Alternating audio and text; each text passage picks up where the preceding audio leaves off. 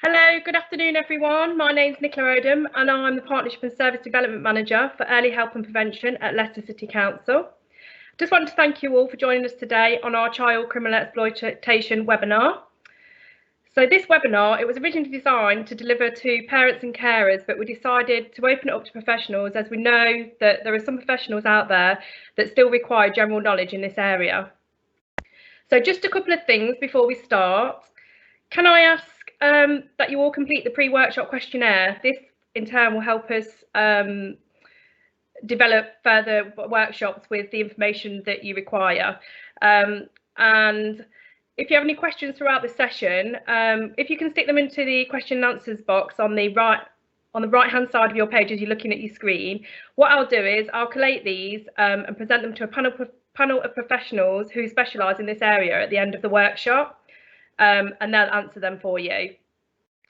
So if you would like subtitles throughout the webinar, if you click on the CC bit at the top, you'll be able to activate the subtitles.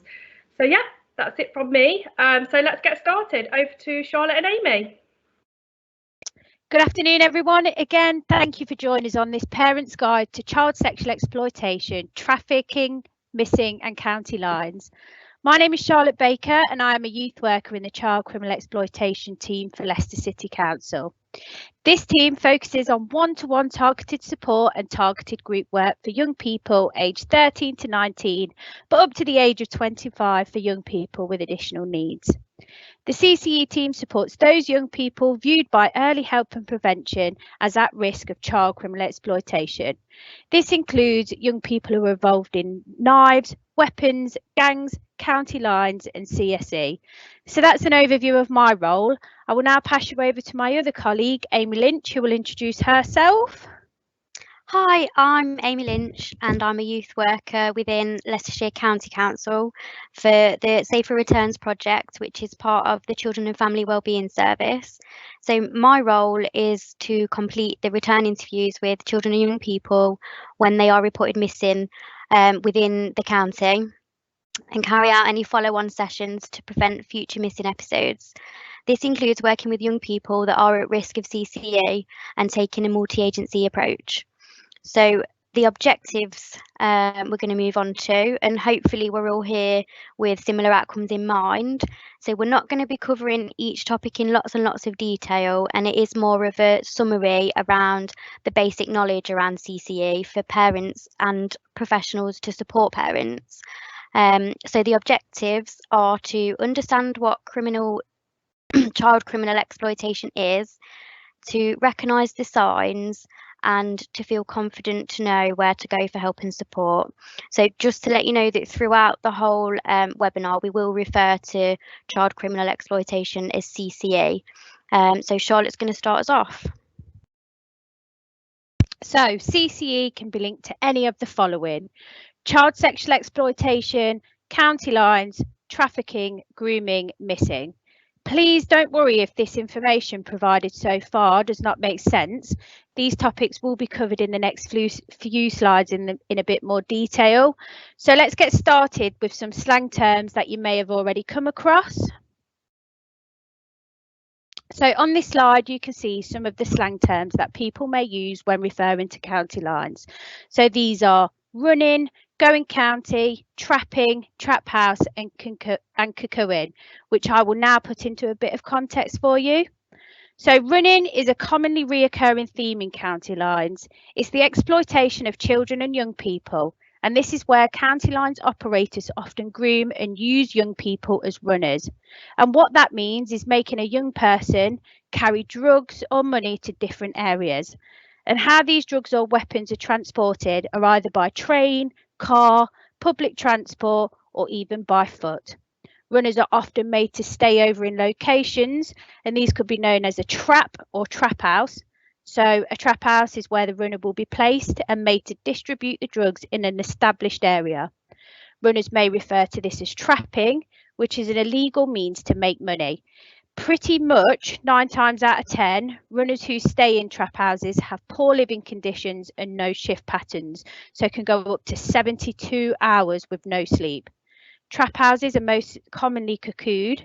So this term means where a vulnerable person, for instance, someone who may be dependent on drugs, with mental health issues, or even possibly the elderly, can be targeted by county lines operators. And they use violence, intimidation, or coercion. So will be offered money or drugs in exchange of use of their property. Additionally, vulnerable females have also been found to be exploited for the use of their property. Sometimes they are coerced in abusive relationships, offered low-priced drugs in order to gain control over them, and in some incidents being prostituted and sexually assaulted, all while taking over their homes. Not all trap houses are based in a city, and county lines operators will look to widen their business to the county and boroughs. Young people and runners will often refer to this as going county. So now we have looked at the slang terms, we are now going to look at the process of what it might look like when a young person becomes involved in CCE. And the initial stage would be grooming, which Amy will now discuss in a bit more detail for you. So grooming is when somebody builds a relationship, trust and emotional connection with a child or young person so they can manipulate, exploit and abuse them. Anybody can be a groomer, no matter their age, gender or race, and grooming can take place over a short or long period of time from weeks to years. Groomers may also build a relationship with the young person's family and friends to make them seem trustworthy and authoritative. Children and young people can be groomed online or in the real world and by a stranger or by somebody that they already know. So on the slide, you can see that there are different stages of how grooming can take place. And initially, it would be the targeting stage where a groomer will identify a young person's vulnerabilities, they'll observe them, gain information, and then it will move on to the friendship forming stage where a child or young person will feel that this friendship is genuine, and when offered gifts or other things like protection, they'll spend time with them and build their trust, and they will believe it's all coming from a good place. Then we get to the loving relationship stage, and this is where a child or young person would really trust the person that is grooming them, and again being made to believe that it's genuine. And this is where the isolation from their peers might begin as they begin to spend more and more time with their perpetrator. So then we'll move on to the abusive stage where there will likely be a withdrawal of love and affection, and that child or young person is being used for the needs of the person that is grooming them. And by the time that this young person has created some independence on their abuser, and they'll start to feel trapped, and this is how the perpetrator will gain total control. So when services do get involved with children and young people that are being groomed, the intention is to disrupt the cycle before it gets to the next stage. And grooming is something that is a big part of CCE and CSE as a whole, and this is why it's important to know that there's no one size fits all. Young people can be groomed in all forms of exploitation, and one of these can be county lines. So county lines is also known as going country, and it's a tactic used by individuals or more commonly groups and criminal gangs to establish a drug dealing operation in an area outside of their usual locality. And it typically involves gangs moving their operations from large urban cities into more remote rural areas, particularly coastal towns, market towns, commuter towns, anywhere close to large cities, and will involve the distribution of usually Class A drugs. The term county lines often refers to the phone line used within the drug dealing operation and not necessarily the lines between the different areas. And in order to establish a county line, these criminal groups will often exploit children and young people to run, which is obviously what Charlotte explained earlier. So this might start off with maybe a small package of drugs and promises of easy money, but it will soon transpire into larger packages, possibly weapons and other things to distribute, trafficking them further away from home with more responsibility. Intimidation and torture tactics are often used against the children to scare them into continuing to deal drugs for the controlling gang. And urban gangs will often befriend weak, old and vulnerable adults within rural areas before taking control of their premises So that's known as cuckooing, like Charlotte explained. And fear and intimidation are used to maintain the premises to ensure that vulnerable adult might be too afraid to report that to the police. And the premises that are cuckooed are used to manufacture, package and distribute drugs.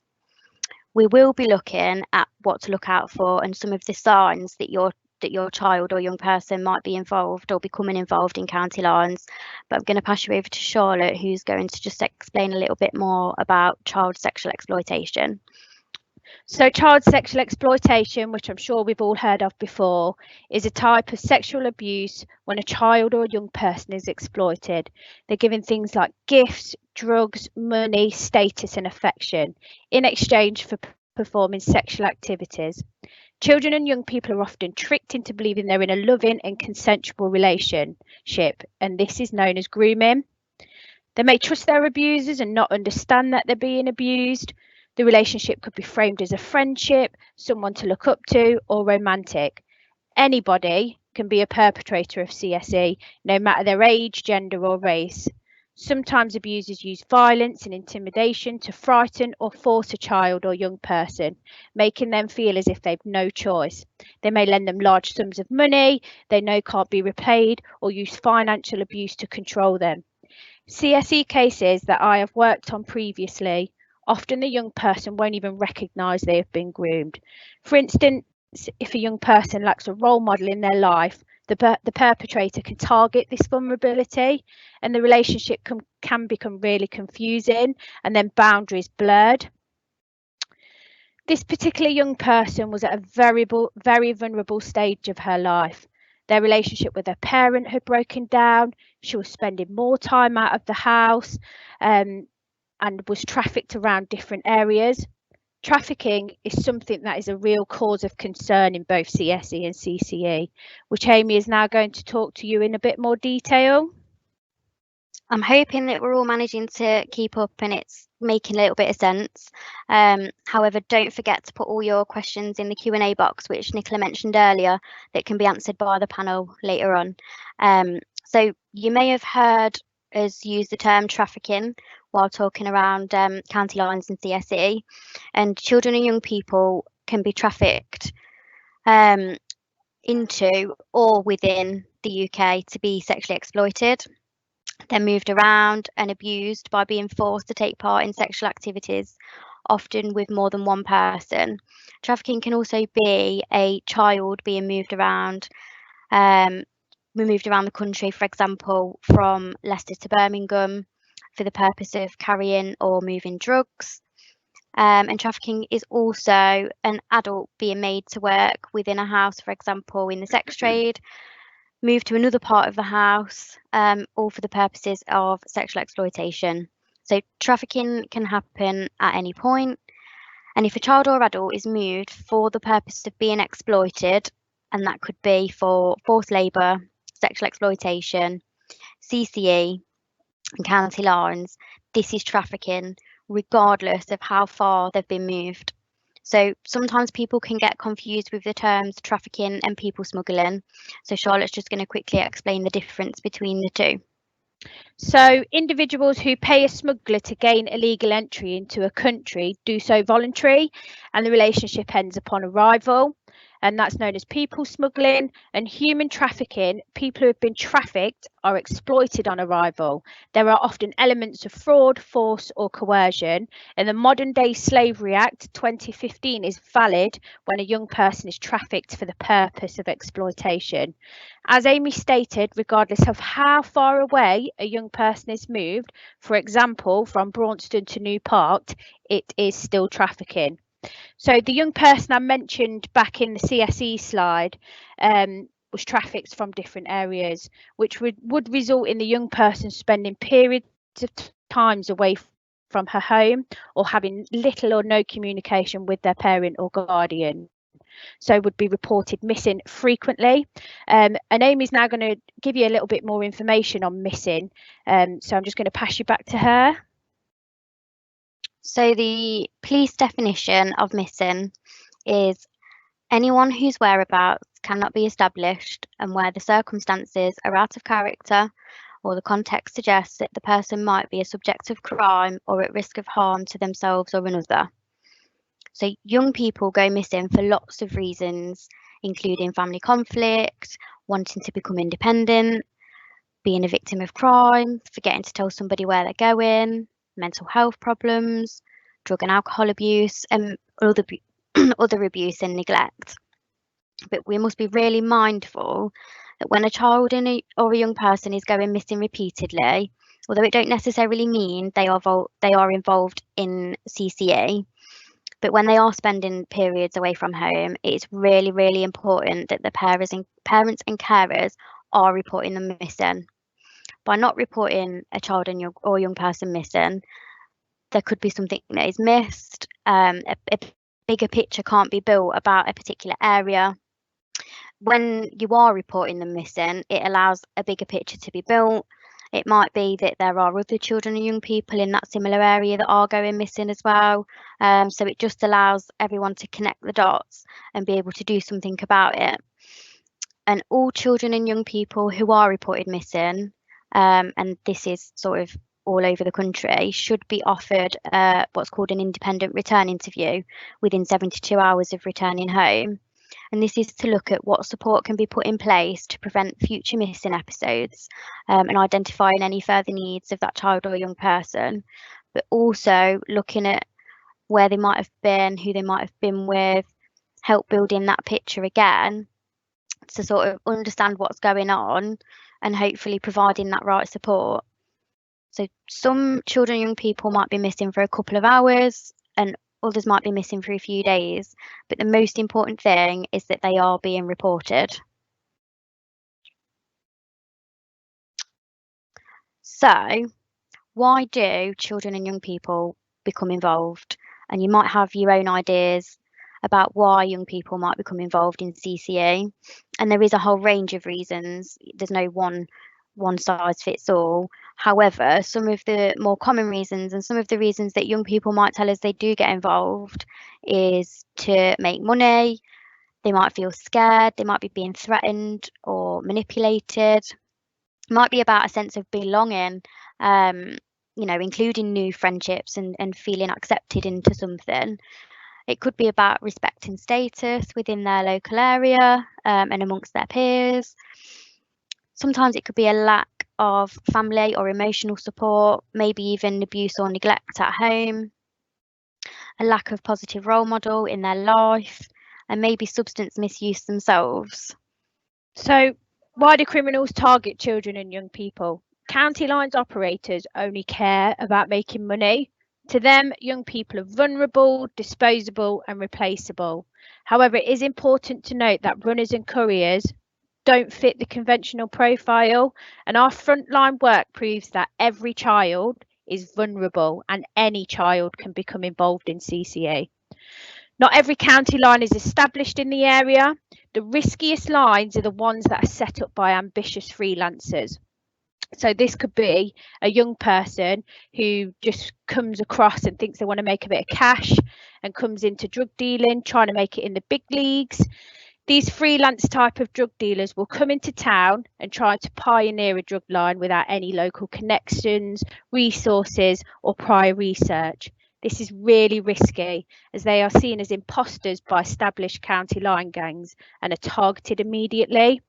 However, there are several indicators that can make a young person susceptible to being targeted, groomed and exploited. And we're now going to show you a film on how a young person was groomed and exploited into becoming involved in county lines.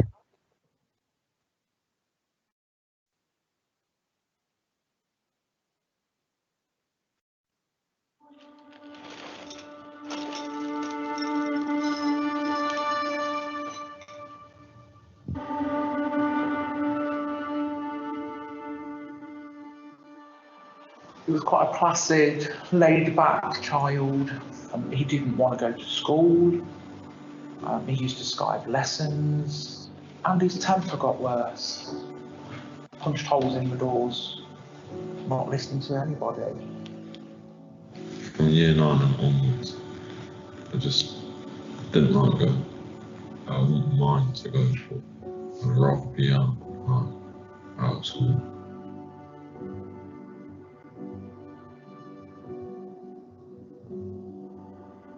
It all started with an ex-friend of mine's son. I just thought he liked going round there. That made me feel older. And I felt like they respected me. I never smoked weed before meeting them. Or when I met them, I started smoking. The police knocking on the door, out until late at night. I used to have to go and find him. Which obviously when you've got others as well, it's hard work.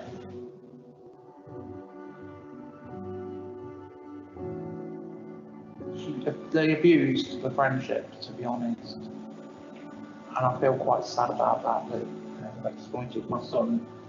One of the sons, he's now 18, but the other one was in his 20s, his late 20s.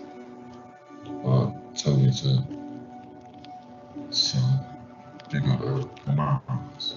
It's just like, what would they do? So I don't know. Just everything going through my head. On a wall, they had like a massive knife. And it's just like, what if they did something with that knife to me?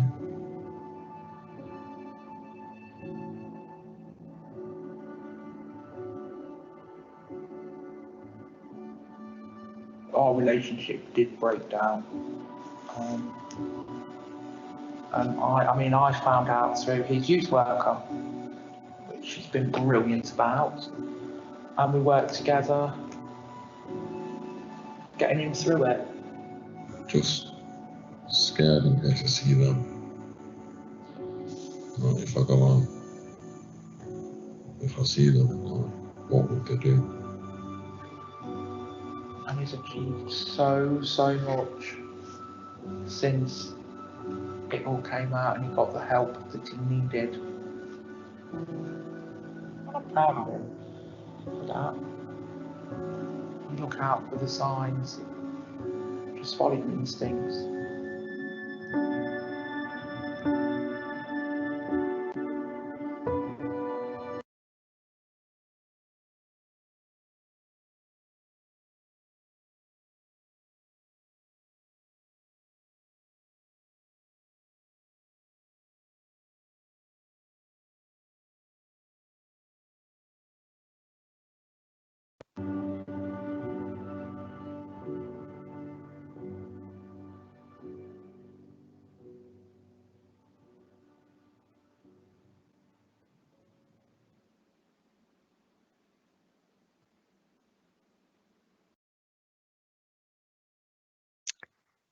So as you can see in the film, Mum mentioned that her son was really laid back and placid, and maybe that some of the early indications were refusing to go to school and truanting lessons, becoming aggressive in the family home and towards Mum, becoming distant from the family, changing his friendship group, and particularly with older peers, the use of recreational drugs, and regularly not returning home, where Mum was having to go out and look for him. So these were some of the signs that Mum had recognised with this particular young person, but the signs can be interchangeable.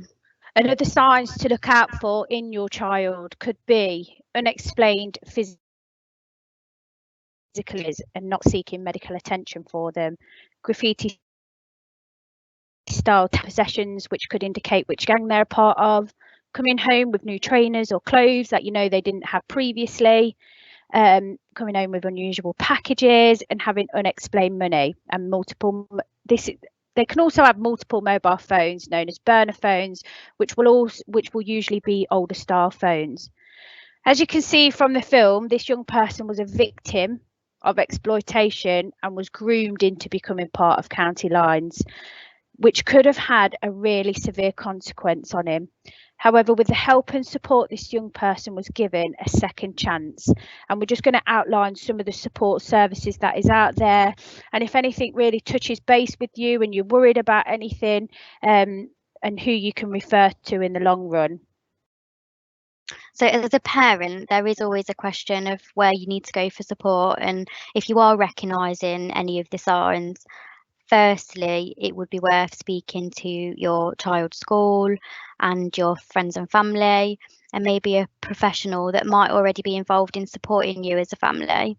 But there is the local authority, and as you can see, the duty lines are on the screen for both city and county. There are also the police, so obviously if your child is in immediate danger, call 999, but if you just want some advice or are concerned and want to share any relevant information, then it's 101. There is the NSPCC and the Children's Society. If you want some more information on all the topics that have been covered, the Children's Society has some really good resources on there for parents to have a look through. So we just want to say a big thank you for taking time out of your day to join us, and we do hope you have found it useful. I'm going to pass you back to Nicola, who will introduce the panel and answer any of your questions. So thank you. Thank you.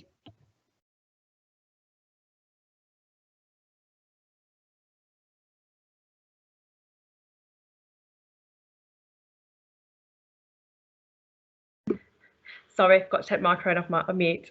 Okay, so thanks Charlotte and Amy. What I'm going to do now is go over to the panel individually so that they can all introduce themselves to you all. We go first to Hazel.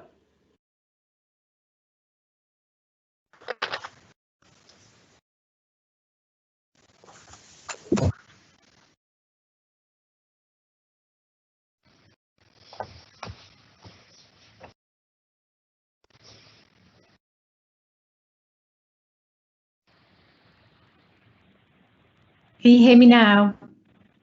So sorry, I had two mute buttons. So my name is Hazel Sandel, Detective Inspector with Leicestershire Police. I have two hats. I work within the core team of the Violence Reduction Network, which focuses on how we can prevent serious violence across the whole of Leicestershire, Leicester and Rutland, looking at a whole system approach. And I also work within the Violence and Complex Crime Unit internally of Leicestershire Police, within the partnerships team, looking again at how we can focus on early intervention around children. So I'll pass across to Donna. Hello, I'm Donna Smalley. I'm the service manager for the CCE team that's based within Leicestershire Police. We work together in a police station and offer support to young people that are at risk of all the topics that have been described to you today.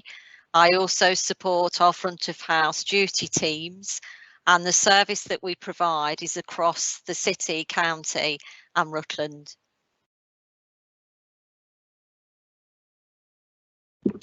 Okay, can we go over to Brian? Hi there, I'm Brian Bodsworth. I'm Service Manager with the Leicester City Council for Early Help and Prevention. In relation to my role, I oversee the delivery of the youth service within the local authority and the children's centres and family support offer.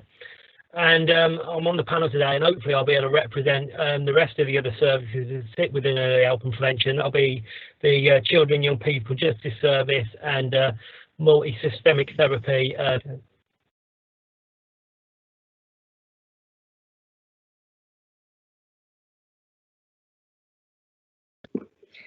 Okay, I think we may have lost Brian. So if we go over to Stacey. Yeah, good afternoon. My name's Stacey Swan. I'm a police officer. I work in the missing persons engagement team. I work with children who go missing and very closely with their social care to try and find out why they're going missing and how we can help them and safeguard them. Okay, brilliant. Thanks, Stacey. And over to Carly. Afternoon, everyone. My name is Carly. I'm the service manager for youth justice and youth work in the county council, and I oversee all of the children that are engaged within statutory youth offending and those that are on a prevention basis where we work voluntarily. I also work with the team around the Returns project that Amy's part of, making sure that our children are safe in collaboration with partners. Okay, so what we're going to do now is we're going to put your questions to the panel. We've got a few questions that have come through. So any questions that you've got, as we've said before, if you could submit them in the live event Q&A section, I can then put them to the panel that you just met. Okay, so the first question is, how can we also tackle the parent that colludes due to the finances they get from it? Who wants to take that?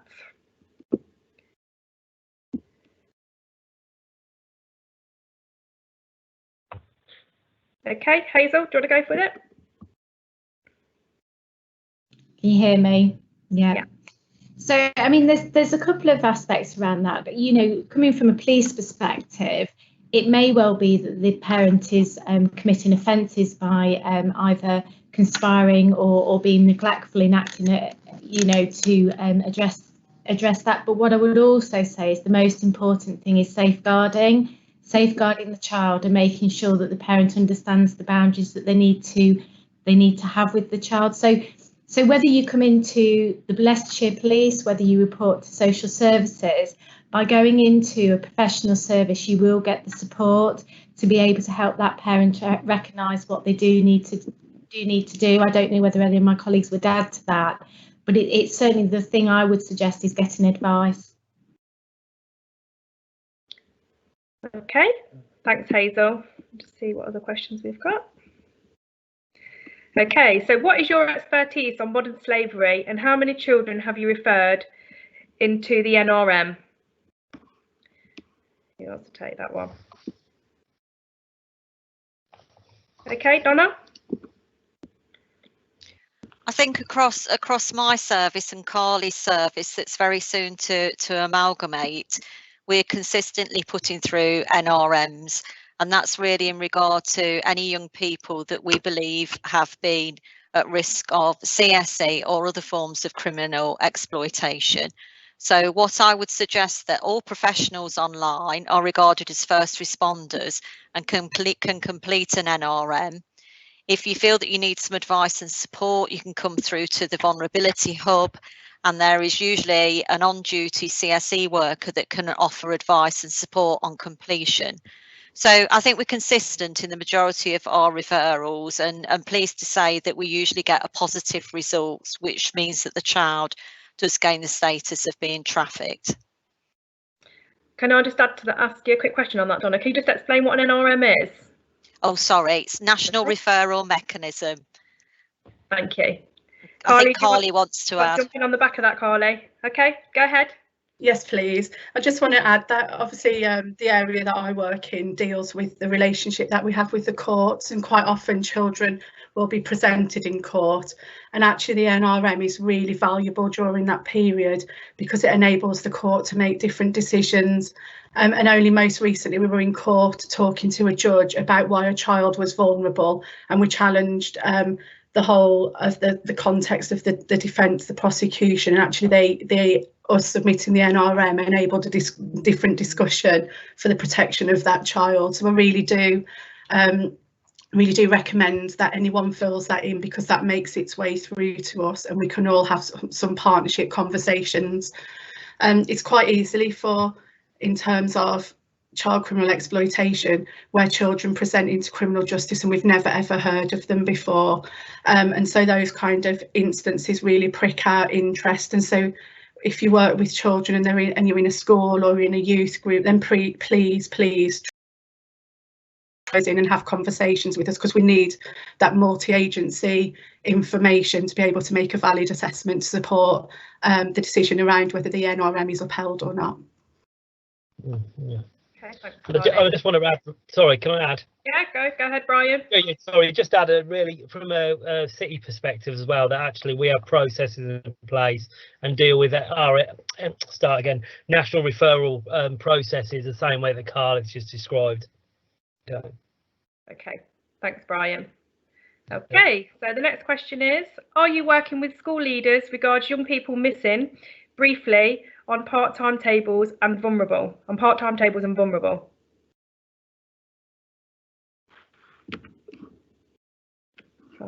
Yes, in a nutshell.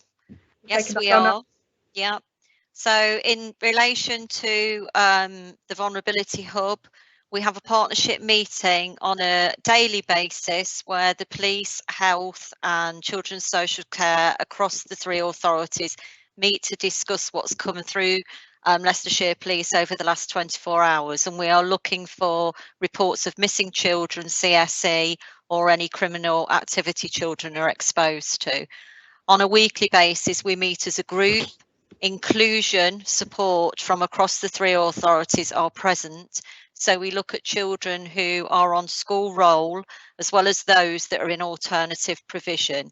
So yes, to answer the question, we're working across communities, and particularly children that we feel that there is a huge predictor if a child is excluded from school and becomes a part-time student, which offers obviously perpetrators more accessibility to them.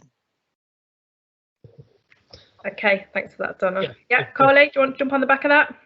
Yeah, I just think in terms of individual schools, it will be the workers that are working with those children that will build those relationships up through case management with the schools, because schools are really important in the support mechanisms, because we know, as Donna mentioned, that any risk of not being in school is a real indicator of their vulnerability to child criminal exploitation, well, child exploitation in general.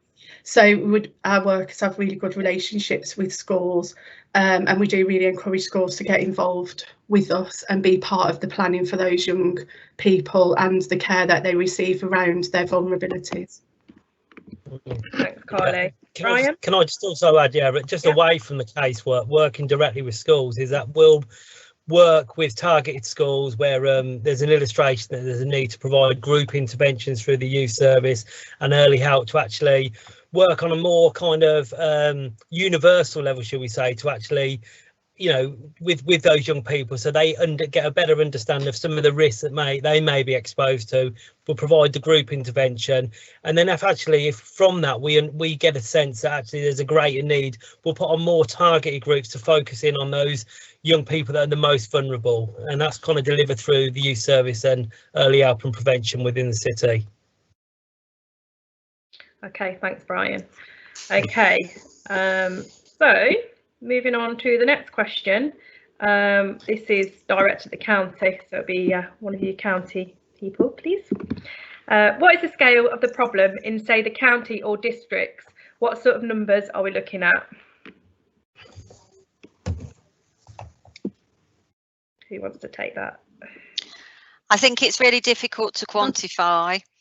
I think what we'd say across the districts for Leicestershire County Council, there is evidence of CSE and other forms of criminal exploitation across the piece. So I'm talking about Hinckley, Market Harborough, North West Leicestershire, Oadby, Wigston and Charnwood. So I can say confidently that my service and Carly's services are working with young people across all those districts. And the cross-border link, I can't emphasise enough, particularly with the city. So the majority of our mapping, where we look at associations, locations, friendships of young people, where they meet, where they congregate socially, we do that jointly with the city, because you'll often find that our children are going into the city from the county and vice versa, city are travelling into the county. And that's before you start to consider the national links to Birmingham, to Somerset, to the Metropolitan Police. So wide links, but it's very difficult to quantify, other than giving the numbers that we quarterly report on. Thanks, Donna. Okay, so moving on to the next question. How can you support young people who want to get away from gangs? You want to take that, Carly? Yeah, thank you. I think it's quite a complicated question, really, when we really want a very simple answer to it. But what we do know is the thing that has the most impact are those workers that can build really strong relationships with those children and be there and be consistent, so they scoop them up when things aren't going so great. They're the person that they contact. And what we really believe is that those relational situations are the things that will help those children escape. And we saw in the video it's really difficult in terms of the dangers that are around. So having those support networks, having parents and carers on board, and people being really clear about what their roles are and how we can focus on safety, and recognising that that's going to be potentially something that happens over time and not instant, is perhaps the real winner in working with those children. Okay, thanks for that, Carly. Okay, so the next question is section 45 being used? Donna, do you want to take that one?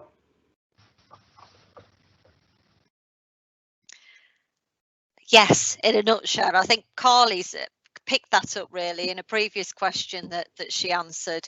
Okay. We've seen a particularly strong piece of work presented by a probation officer, which, you know, presented a holistic picture of this child's journey into criminal exploitation, from being slightly isolated within education, being is performing, is working hard in school, made a decision to start to experiment with different relationships and cannabis even, and was quickly targeted. And he tells his journey that initially he was starting to be a lookout, and then moved up the hierarchy, which is what we see, which is the perfect model of criminal exploitation, into delivering and taking orders for drugs, and then he moving on to committing more serious, more violent crimes, including burglary.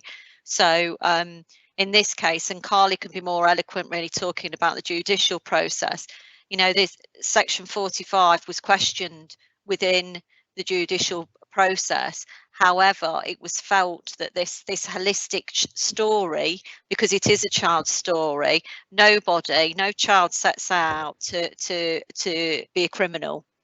That's very, very clear. They are looking for something else. They have additional vulnerability or additional need that isn't being met for some reason. So I think, yes, we are using, oh, excuse me, I've just got an email that's covered me all. So yes, we are using section 45, and I think that last week's quite pivotal for Leicestershire in it being quite instructive. So we are meeting with Leicestershire Police to discuss in more detail tomorrow how we can utilise it more effectively. Thanks for that, Donna. Carly? Thanks, Nicola. I think just on the back of Donna's comments, really, I think one of the things that we need to be really clear about is how we challenge each other as professionals, and actually how we're not using those legislative pieces or the NRMs, and just seeing that in the context of the world that we operate in. So when we start to widen it out, we start to see more of those risk factors, and we start to see a bigger picture of what's going on. And that's really what represented itself in court, and a really vigorous probation officer that stood there and really advocated for that child, and has got some additional time to present a case to the court.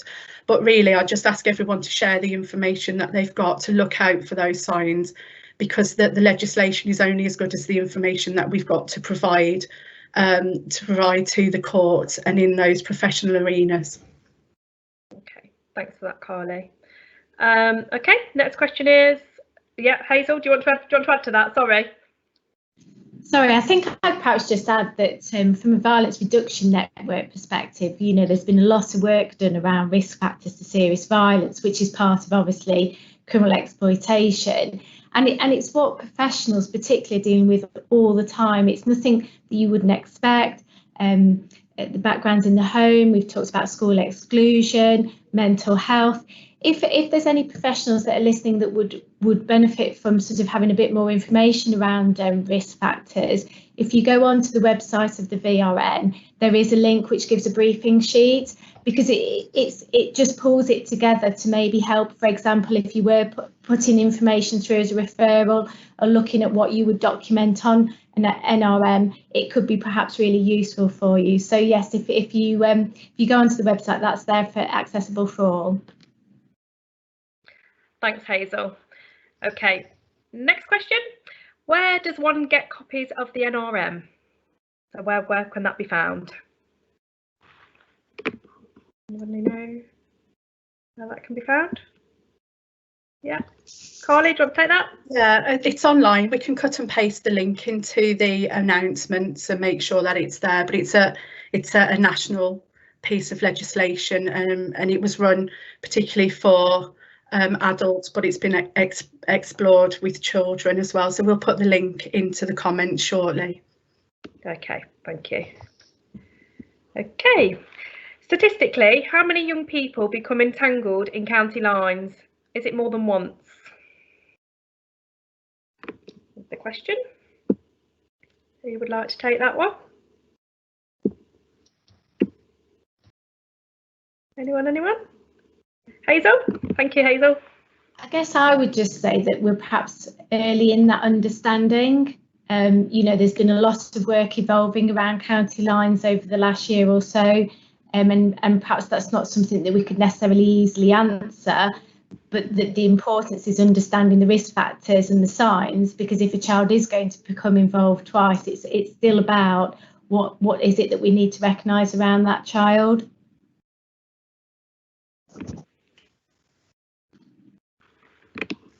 Okay, thank you. Next question is, hi there, I'm a parent and not a professional. Once young people have disclosed their involvement and received support, how do the services keep them safe in the long term? Who wants to take that?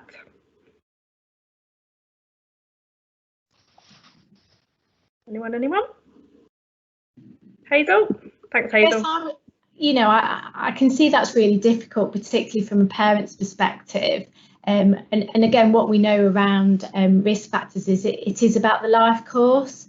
Particularly teenagers have different things in their life compared to early years. An adult also presents different challenges, and we know, if we really want to be scientific, that the brain, we've recognised, doesn't develop until our mid-20s. So even though you're classed as an adult legally from the age of 18, actually a number of young people are still very much developing in their early 20s. So I guess, how do we protect? Again, I come back to being the protective adults, whether it be professionals, parents, family, what Carly spoke about earlier, but also the signs, being really clear that ongoing understanding of peer groups, relationships. So I don't know if that fully answers the question, but I think it's about recognising that it isn't stagnant. Thanks, Hazel. Brian? Yeah, and I'm just following on from that, really. I think a lot of what we deliver through certainly youth services is about working with young people to understand actually what risks they perceive and actually how they manage their own risk. And actually what we then try and do is actually work with them to understand, how resilient they are, what's their resilience look like, and actually work with them so they can build resilience to actually manage risk. We always say that actually risk elimination isn't necessarily a good thing, because actually in terms of people being able to manage, when we've closed down interventions with them, they need to actually be able to have enough resilience to manage the risks that they're going to be subject to as they move on through adulthood. So we're very much about building on actually, resilience that most young people have got. So in terms of that kind of let's call it aftercare, it's almost, we want to instill that level of almost self-help and self-support that actually we know that young people have within them, and then actually if there is a greater need moving on, they know where they can come back to actually seek support or guidance. Okay, thanks, Brian. Okay, moving on to the next question. So when a child is returned to a different county, do you follow up with their home county police force to ensure that a child is fully safeguarded, as not all counties work the same, sadly? Who wants to take that? Do you want that, Hazel? Okay, Hazel. All I was going to say really was that, you know, as a force, we do look outside of our boundaries, just like we would do safeguarding referrals to other agencies internally. We would do the same for our external forces. I mean, Donna may have more detail around that, but yes, absolutely, we shouldn't just be restricted by boundaries. Okay, do you want to add to that, Donna? Yes, in respect of local authorities, the city, county and Rutland contact the placing authority, as we have no jurisdiction as the host authority. Obviously, if an incident happened to a child within Leicestershire, we would automatically respond to the safeguarding need. But we do make contact with potentially the allocated social worker who's placed the child here, ask them about how they perceive the risks, talk to the placement if it's a children's home, and give them strategies and advice on how to occupy and how to help the child, and most importantly, how to report the child as a missing person and how to link in with our missing from home team within the hub. Thanks, Donna. Okay, I've also got another one. It's not really a question, it's just sort of an update from another county. So I do security and care work in another county, as well as have nephews in your area, hence dual interest, as some youngsters from your area end up in my county. Seeing how your area deals and offers help differs is very interesting. So just say that. Okay. And the next question is, which schools have the highest rates in Leicester and Leicestershire of this in Leicester and Leicestershire? Carly? Yeah, I don't think we'd be able to disclose that information really, because I think it would identify some young people and some schools. But what I can say is that we are aware of what those schools are. In the meeting that Donna spoke about earlier, the weekly meeting and the monthly meeting, as operational strategic managers, we are working with those schools in the best way that we can across the county. But it would be wrong of us to identify schools in that. But I do appreciate why you would want to know that information. Okay, thanks for that, Carly. Sorry, my question screen's just frozen. Bear with me a second. Okay, is it possible for young people, late teens, who have HF autism and rarely go out, as they spend most of their time playing games online, to become a targeted person? Who wants to take that one?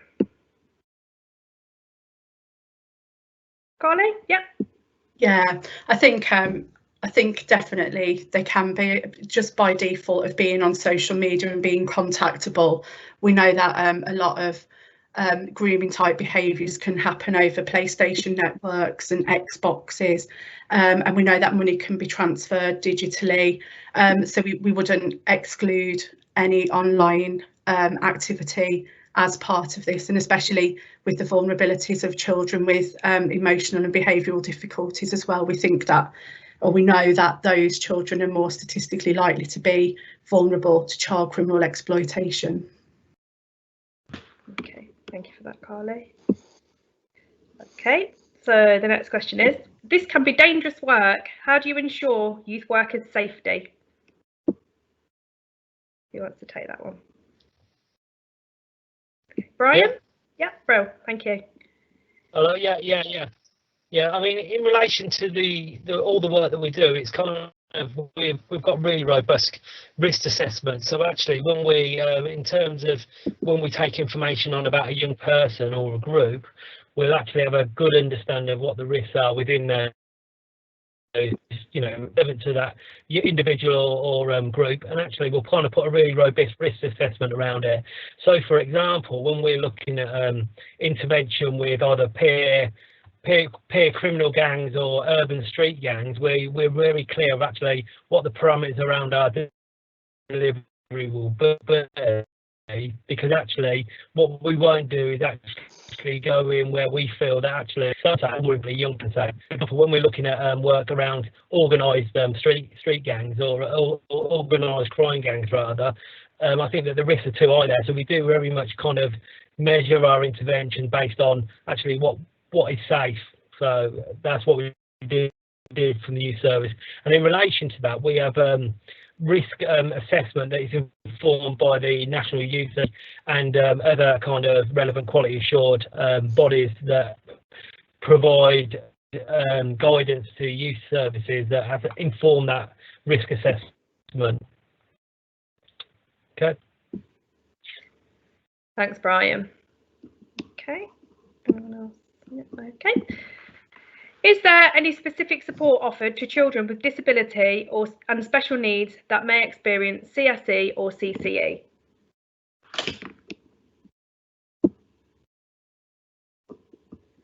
Yeah, Donna? Any child can be referred into front of house services for the 3 local authorities, and we would offer a bespoke piece of work. The city and county both practice signs of safety. So for instance, we sometimes use words and pictures to explain a situation. We can depict a grooming situation by that, a child coming into care, or even represent the judicial process of a child attending court. So we do have some resources, and as commented on previously, the Children's Society have many brilliant resources in relation to helping families understand what criminal exploitation is, whatever their ability. Okay, thanks, Donna. I've got a question about a section 45. You spoke about a section 45. What is a section 45? Who would like that? It's can you hear me? It's Stacey. Okay, yeah, go ahead, Stacey. Hi. Yeah, sorry if you can't see me.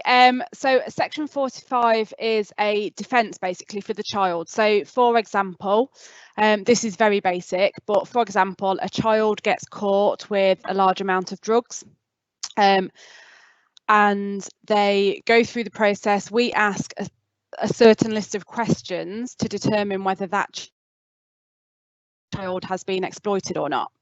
That child might say that, you know, I've been dealing drugs for this person, and we have concerns that they've been groomed. We then complete the NRM, which is an outside independent government body that determine whether they are a victim of exploitation. When they go to court, section 45 can be used as a defence in court to say, I am a victim, actually, although I have been caught with this amount of drugs, I am a victim of exploitation, I have been groomed into this process, if that makes sense to everyone. Okay, thanks for that, Stacey. Okay, so the next question is, hi, this is Cheryl from AAA Foundation, AAA Foundation. What support is available when young people have to move away to keep them safe when they want to get away from gangs? Who would like that one? Donna? Thanks, Donna. We do place children out of county if the risk is too great for them to continue to reside in their local community. So if effectively we would do that in full cooperation in the best possible way with parents. So if they were placed section 20, and that means that parental control and care and the responsibility remains with the parent, we are assisting to keep them safe.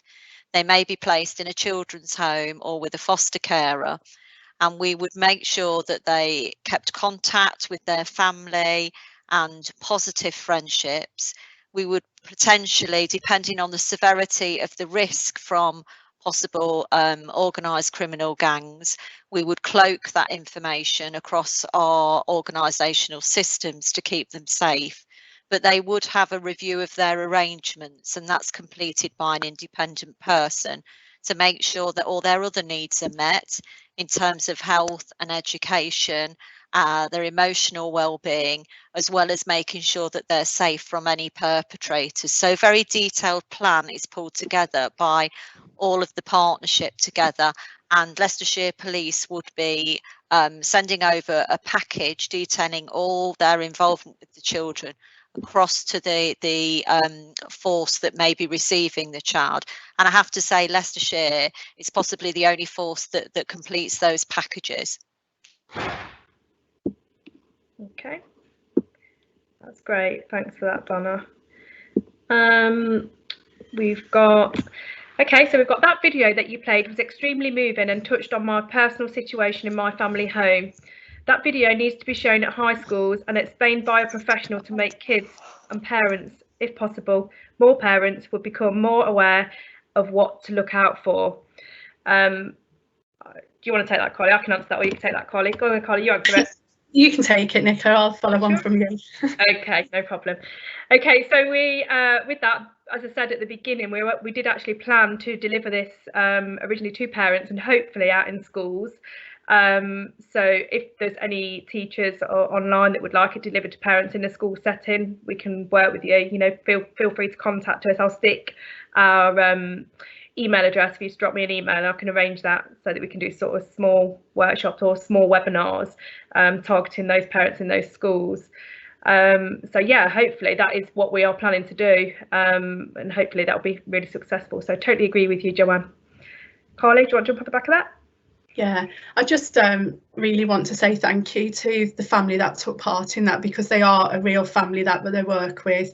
The child within that was in those situations that you can see within the video, and it's been incredibly moving for the teams across the city and the county to work with that family, and for Mum actually to have her story told and heard today. So it's a big thank you to those, because they actually have brought the story to life and realised that, you know, I'm a parent and actually this can happen to any one of us, but there is a way out of it as well. Yeah, absolutely. Thanks, Carly. Okay, so what happens to those children and young people who we know are in danger, or who we know are in danger or are being groomed, but not speak or go against their abuser, but will not speak or go against their abuser? Is that okay? Do you want me to read that one again? Sorry, guys. Yeah. Okay, Carly, do you want to take that?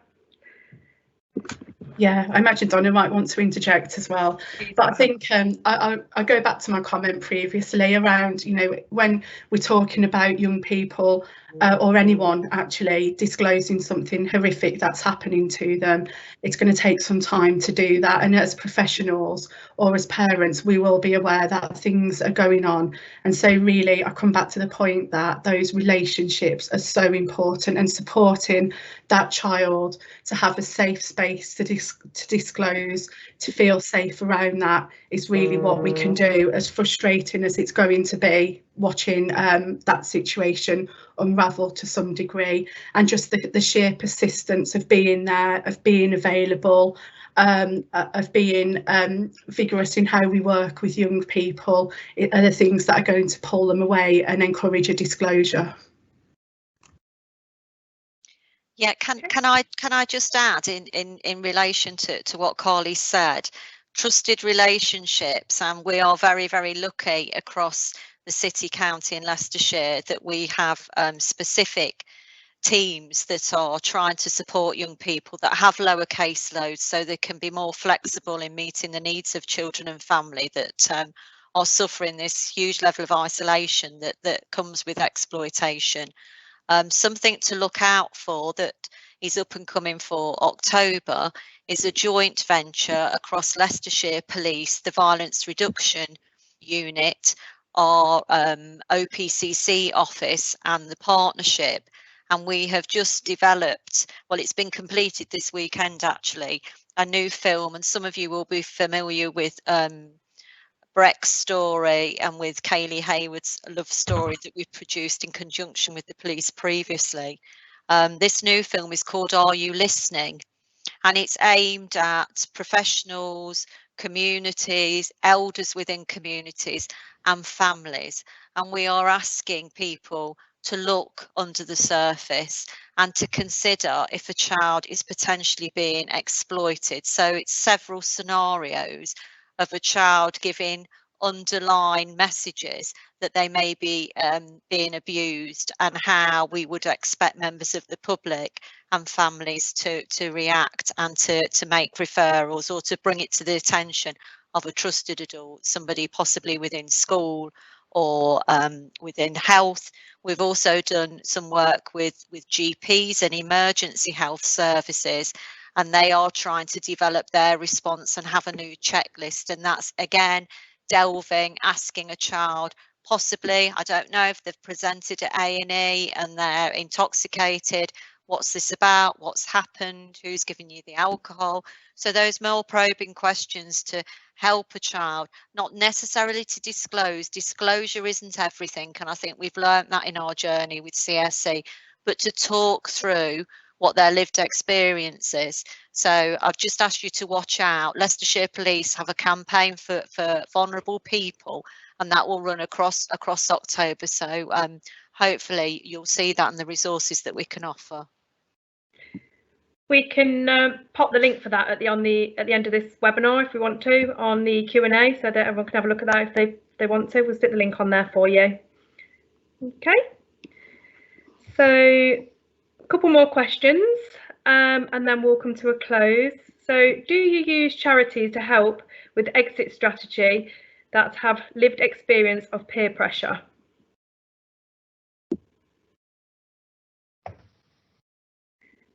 Brian, do you want to take that one?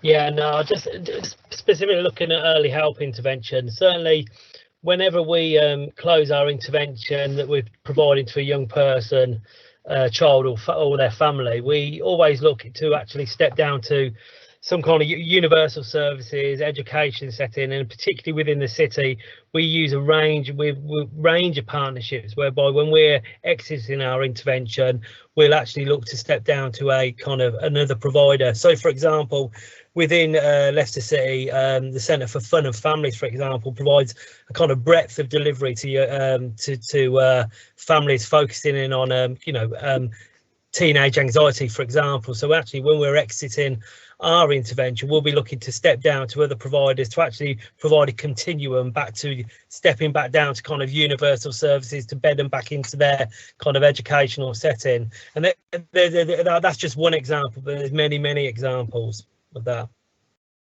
Thanks for that, Brian.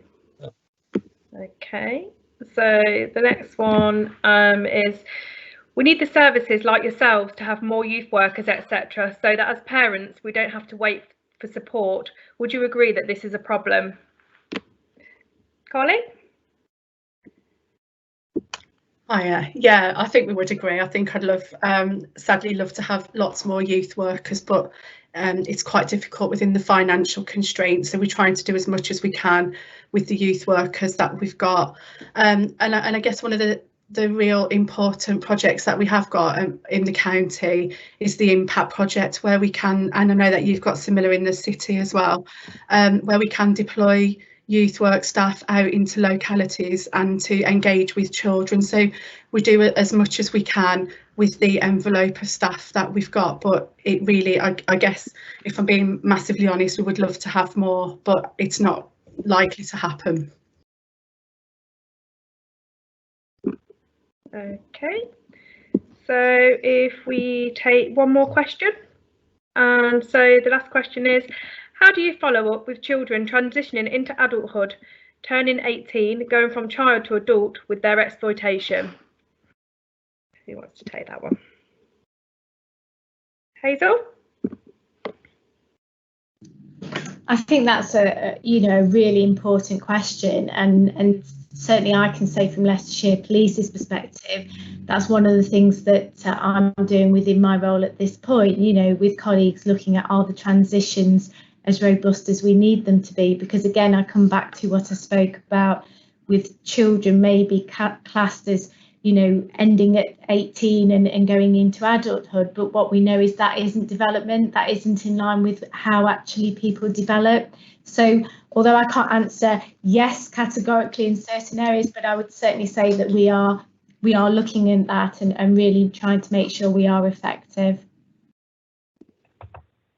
Okay, yeah, Brian, after that. Yeah, I just wanted to add in terms of kind of talking about transition, I think it's just important to note, certainly from a youth perspective, that, you know, with the National Youth Association, they're looking very much more now, actually, adolescents starting much earlier as well, you know, from 8-year-old through. So we're looking actually, when we consider youth services, of 8 to 25, whereas previously and traditionally it was more around 13 to 25-year-olds. So I think it's actually just an acknowledgement that obviously there's that transition into adult, but we're going to look actually both ways in relation to actually how we're dealing with the presenting issues, because they're not coming at the kind of transition points or ages that we've previously kind of experienced them. Okay. So we do have a lot more questions, which unfortunately we're not going to have time to answer today. But what we'll do is we'll try and sort of get a Q&A sheet out to you. I think we've got all your email addresses, which we've got on when you've registered on Eventbrite. So we'll try and get all of your questions answered and get those back out to you as soon as possible. We hope that you found this webinar useful. And can I ask you all to complete the evaluation form that will stick on the Q&A as well, and we can get that emailed out to you as well. That'd be really useful. Again, we can look at how to develop future workshops, make changes to this one if necessary, thinking about, you know, as taking it out into schools and things which we've spoken about for parents. Okay, so we've come to an end. If I can take this opportunity to thank you all for joining us, and have a lovely evening. Thank you.